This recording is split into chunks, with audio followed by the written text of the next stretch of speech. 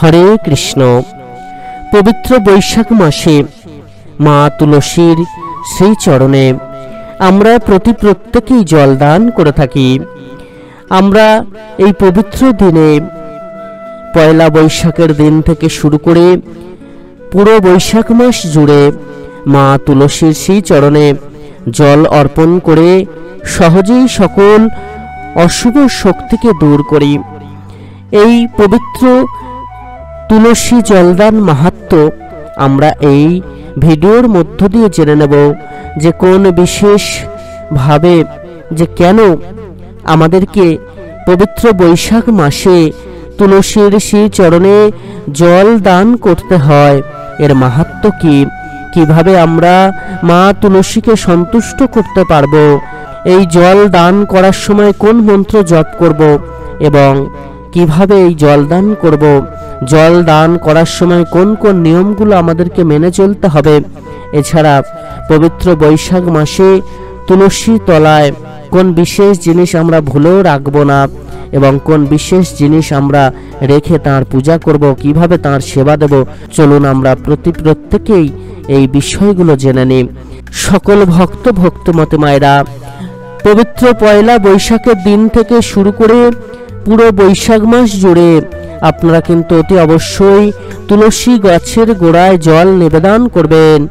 এই গাছের জল নিবেদন করার আগে বেশ কিছু নিয়ম কিন্তু আমাদের প্রত্যেকেরই মেনে চলতে হবে। আমরা এই দিন একটি মহামন্ত্র জপ করে মা তুলসীকে সন্তুষ্ট করার চেষ্টা করব এবং তার আশীর্বাদ লাভ করার চেষ্টা করব। এই দিন শুধুমাত্র তুলসী তলায় নয়, তুলসী তলায় জল দেওয়ার পাশাপাশি আমাদেরকে বেশ কিছু পবিত্র কর্ম কিন্তু পালন করতে হবে। সকাল সকাল ঘুম থেকে উঠেই সবার আগেই ভগবানের অমৃত নাম জপ আমাদের করতে হবে, তাঁর সাধন ভজন করতে হবে, তাঁকে স্মরণ করতে হবে, ধ্যানে বসে আজ্ঞা চক্রে তাঁকে দর্শন করার চেষ্টা করতে হবে এবং অতি অবশ্যই ভগবানের আশীর্বাদ লাভে তাঁর শ্রীচরণে নিজেদেরকে উৎসর্গ করতে হবে। মনটাকে পবিত্র রেখে, মনটাকে শুদ্ধ রেখে আমরা যদি বিশেষ কর্ম পালন করতে পারি তাহলেই কিন্তু সকল সমস্যা থেকে আমরা মুক্তি লাভ করব। আমরা ভগবানের আশীর্বাদ লাভে অতি অবশ্যই ভগবানের বলা প্রত্যেকটা বিধানকে যথাযথভাবে মেনে চলার চেষ্টা করব এবং তবেই কিন্তু আমাদের জীবনকে আমরা সুন্দর সুমধুর করে তুলতে পারবো। তাই তো এই দিনে আমরা হেলায় ফেলায় নষ্ট করব না। এই দিনে আমরা অতি অবশ্যই ভগবানের বলা অমৃত কথাগুলো মেনে চলবো, মনকে পবিত্র রেখে পূর্ণ ভক্তিবারে শ্রদ্ধাবারে পুরো দিনটা কাটাবো, জীব সেবা দেব। জীবেদের এই দিন কিন্তু পশু পাখি যাকেই দেখবেন তাকে সেবা দেওয়ার চেষ্টা করবেন। আপনারা এই দিন দান ধ্যান কিন্তু করতে পারেন। এদিন সবার প্রথম যে বিশেষ কর্মটা আপনারা করবেন সেটা হলো ব্রহ্ম মুহূর্তে ঘুম থেকে উঠেই নাম জপ করবেন, ভগবানের আরাধনা করবেন।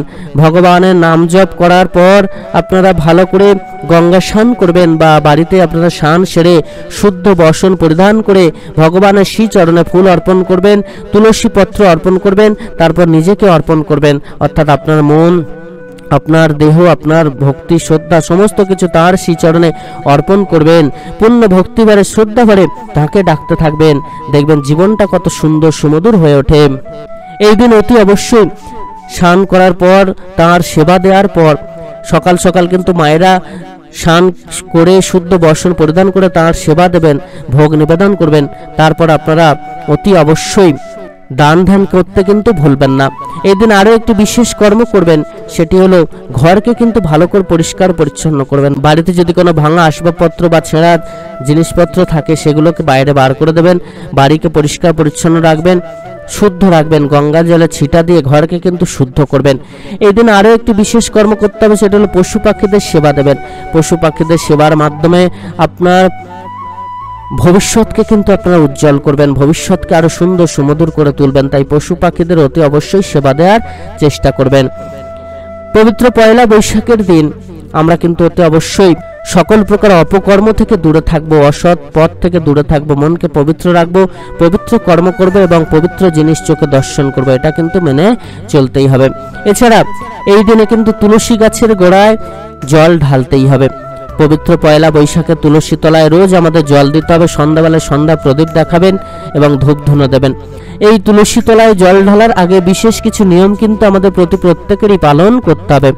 প্রথমত আমরা অতি অবশ্যই মা তুলসীকে প্রণাম নিবেদন করব।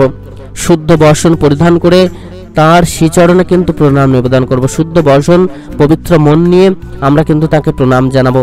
তারপরে আমরা অতি অবশ্যই তার শ্রীচরণে জল ঢালবো। স্নান সেরে একটি তামার পাত্র নেবেন।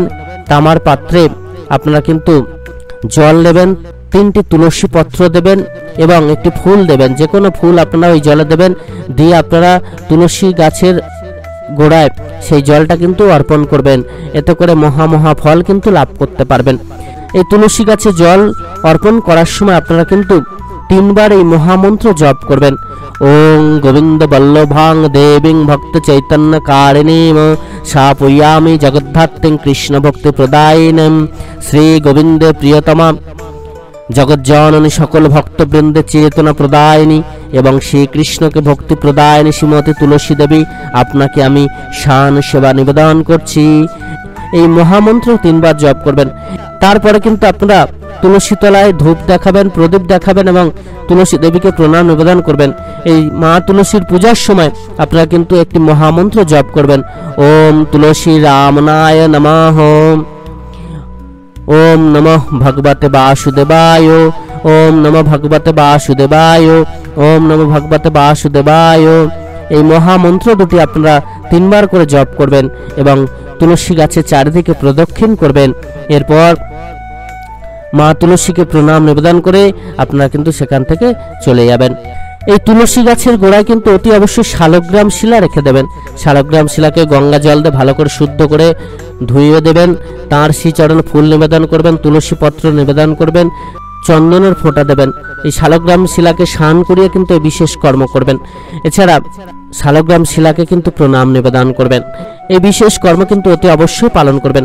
এবার চলুন আমরা জেনে নেব যে পবিত্র পয়লা বৈশাখে এই তুলসী গাছে জলদান করা হয় কেন, এই তুলসী জলদান মাহাত্ম্য। পবিত্র বৈশাখ মাসে তুলসী গাছে জল দেওয়ার কিন্তু বিশেষ মাহাত্ম্য রয়েছে।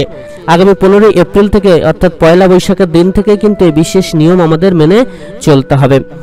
বৈশাখ মাসে তুলসী মহারানীকে বলা হয় শ্রীকৃষ্ণ প্রেয়সী। তাই বৈশাখ মাসে তুলসী বৃক্ষে জল দান করার ফলে তার কৃপা প্রাপ্ত হই আমরা, আর তার এই কৃপার ফলে আমরা ভগবান শ্রীকৃষ্ণের সেবা করার সুযোগ পেতে পারি। তুলসী দেবী সম্বন্ধে আমাদের সনাতন শাস্ত্রে বলা হয় যে তুলসী বৃক্ষ দর্শন করলেই সকল পাপ মুহূর্তে বিনষ্ট হয়। তুলসী বৃক্ষে জল দান করলে জম যাতনা দূর হয় এবং তুলসী বৃক্ষ রোপণ করলে তুলসী দেবের কৃপায় কৃষ্ণ ভক্তি বৃদ্ধি পায়। আর কোনো ভক্ত যদি শ্রদ্ধাযুক্ত হয়েও শ্রীহরির চরণে অর্পণ করেন তাহলে তার কৃষ্ণ প্রেম বৃদ্ধি পায়।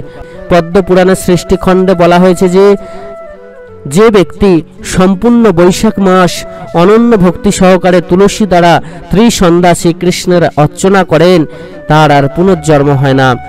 তিনি সারা জীবন ভালো থাকেন, সকল পাপ থেকে মুক্তি লাভ করেন এবং সহজেই মা তুলসীর আশীর্বাদে তার জীবন কিন্তু উন্নতির দিকে ধেয়ে যায়। তাই পবিত্র বৈশাখ মাসে তুলসী তলায় অতি অবশ্যই জল দান করবেন এবং শালগ্রাম শিলার কিন্তু পূজা অতি অবশ্যই করবেন। বৈশাখ মাসে তুলসী তলায় জল দানের মাহাত্ম্য। শাস্ত্রমতে পবিত্র বৈশাখ মাস হরির অত্যন্ত প্রিয় মাস। পদ্মপুরাণে বলা হয়েছে তুলসী হচ্ছেন কৃষ্ণের প্রেয়সী, যেখানে তুলসী সেখানেই তিনি বিরাজমান। তাই পদ্মপুরাণের পাতাল খণ্ডে যম বলছেন যে যদি কেউ বৈশাখ মাসে ত্রিসন্ধ্যা তুলসী পাতা দিয়ে ভগবান শ্রীকৃষ্ণের পুজো করেন তাহলে তাঁর আর পুনর্জন্ম হয় না। তবে বৈষ্ণবের বিশ্বাস তুলসী ও শালগ্রামে বৈশাখ মাসে জলের ধারা দিলে ভগবান বিষ্ণু অত্যন্ত তুষ্ট হন, কৃপা করেন। বৈষ্ণব বিশ্বাস ক্রমে লোক বিশ্বাসে পরিণত হয়েছে। অবনীন্দ্রনাথ ঠাকুরের বাংলার ব্রত গ্রন্থে সংকলিত 12 মাসের পার্বণের বর্ণনা বিষয়ক যে ছড়াটি রয়েছে তাতে এই বিশ্বাস নির্ভর আচারটির উল্লেখ আছে। চৈত্র মাসে চড়ক সন্ন্যাস গাজনে বাঁধে ভাড়া, বৈশাখ মাসে তুলসী গাছে দেয় বসুধারা। তুলসী গাছে বসুধারা ব্যাপারটি কি? কেউ বলেন বসুধারা, কেউ বলেন বসুন্ধরা, আবার কেউ বা বলেন বসন ঝরা। মাটির ভাঁড়ের নিচে ফুটো দুব্য ঘাস গুজে সেই ভাঁড়ে জল ভরে তুলসী গাছের ওপর টাঙিয়ে দেয়া হয়। গাছের ওপর তা থেকে অবিরত ফোঁটা ফোঁটা জল পড়ে, ভিজে থাকে তার পাদমূলের মাটি। বৈষ্ণব মণ্ডলে তুলসীতে এই জলদানকে কেন্দ্র করে মোক্ষ লাভের একটি কাহিনী প্রচলিত আছে। বৈশাখ মাসে এক বৈষ্ণব নিত্য তুলসীতে জল দিতেন। একদিন তিনি স্নান করে তুলসীতে জল দিয়ে প্রদক্ষিণ করে ঘরে যেতেই একটি কুকুর দারুণ তৃষ্ণার্ত হয়ে সেখানে এলো। তুলসীর গোড়ায় বৈষ্ণব নিবেদিত জল তখনও কিছুটা ছিল, তাই সেই জলটাই সে চোঁচো করে খেয়ে ফেলল। তারপর বৈষ্ণবের ঘর থেকে বেরোতেই এক ব্যাধের প্রচণ্ড তাড়া খেল সে, কেননা খানিক আগেই সে ব্যাধের হাঁড়িতে রান্না করা খাবার চুরি করে খেয়েছে। তারপর হাঁড়িটিও ভেঙে এসেছে। ক্ষুধার্ত ব্যাধ শিকার করে ফিরে ভাঙা হাঁড়ি দেখেই মারাত্মক রেগে গেল। কুকুরটির হাঁড়ি খাওয়া স্বভাব সে জানত, তাই দারুণ ক্রোধে কুকুরটিকে হন্যে হয়ে খুঁজতে লাগলো। খুঁজতে খুঁজতে বৈষ্ণবের ঘরের বাইরে তাকে পেতেই খানিকটা তাড়িয়ে নিয়ে দূরে গিয়ে তীর ছুঁড়ে মেরে ফেললো। অমনি যমদূতরা কুকুরটির আত্মাকে শেষ বিচারের জন্য যমলোকে নিয়ে যেতে সেখানে হাজির হলো। কিন্তু তারা নিয়ে যাওয়ার আগেই বিষ্ণুদূতরা এসে তাদের বাধা দিল। বলল, কুকুরটি অনেক অন্যায় করলেও যেহেতু শেষ সময় তুলসী পাদমূলের জল খেয়েছে, তাই তার সমস্ত পাপ বিনষ্ট হয়ে গেছে। এখন সে বিষ্ণুলোকে অনন্তকাল বাসের যোগ্য হয়ে উঠেছে। এই বলে তারা কুকুরকে সোনার রথে চড়িয়ে বিষ্ণুলোকে নিয়ে চলে গেল। কাহিনীর বক্তব্য এটাই, বৈশাখে তুলসী পাদমূলের জল খেয়ে যদি বিষ্ণুলোকে যাবার পুণ্য অর্জিত হয়, তাহলে তুলসীতে জল ঢেলে কতই না পুণ্য হয়, এটা বোঝানো। বহু বছরের ঐতিহ্য ধরে এখন এই কাহিনীর নির্যাসটুকু মাথায় নেই নারী পুরুষ নির্বিশেষে। এটা কিন্তু যিনি ভক্তিবারে শ্রদ্ধাবারে তুলসী তলায় বৈশাখ মাসে জল ঢালবেন, তিনি কিন্তু সহজেই ভগবানের আশীর্বাদ, মা তুলসীর আশীর্বাদে জীবনকে ধন্য করে তুলতে পারবেন। বৈশাখ মাসে মা তুলসীকে প্রদক্ষিণ করে তুলসী তলায় জল ঢেলে মায়েরা যদি গৃহে ঢোকেন, যদি নিত্য এই কর্মটি করেন এবং সন্ধ্যাবেলায় সকালবেলায় সন্ধ্যা প্রদীপ দেখান, ধূপ ধুনো দেন, তাহলে কিন্তু অতি অবশ্যই মা তুলসীর আশীর্বাদে গৃহটা সুন্দর সুমধুর হয়ে যাবে। এই দিন এই তুলসীতে জল ঢালার সময় অতি অবশ্যই এই মহামন্ত্র জপ করে আপনারা জল ঢালবেন। গোবিন্দ বল্লভং দেবীং ভক্ত চৈতন্য কারিণীম শাপয়ামি জগদ্ধাত্রীং কৃষ্ণ ভক্তি প্রদায়িনী। সকল ভক্ত ভক্তমতী মায়েরা প্রত্যেকেই মহামন্ত্র জপ করে মা তুলসীর শ্রীচরণে জল অর্পণ করুন এবং মহা ফল লাভ করে সহজেই মাকে সন্তুষ্ট করুন। পবিত্র বৈশাখ মাস সহ গোটা বছর আপনাদের ভালো কাটুক, সকল প্রকার অশুভ শক্তি আপনার জীবন থেকে চলে যাক। ভগবান আপনাদের প্রতি প্রত্যেকের মঙ্গল করুন।